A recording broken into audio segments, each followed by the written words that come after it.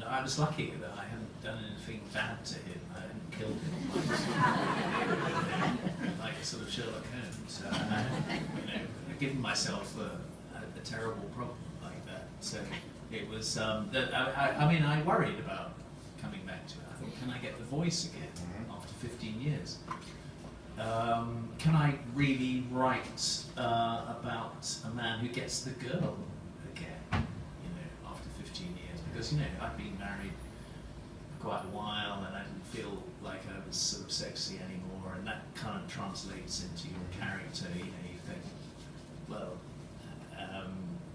I thought, well, I can write as an older man. That's more interesting. I can write about a man who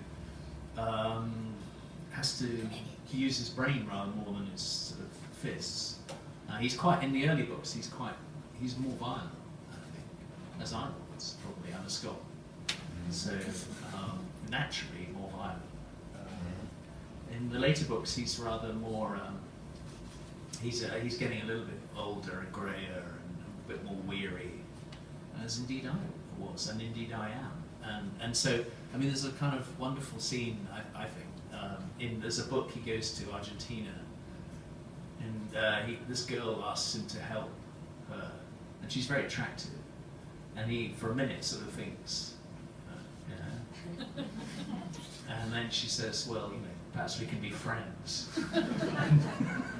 And it's a sort of sobering moment, which I think all older men sort of discover. It's the moment when girls say to you, well, perhaps we can be friends. And I was very keen to sort of try and explore this in relation to him.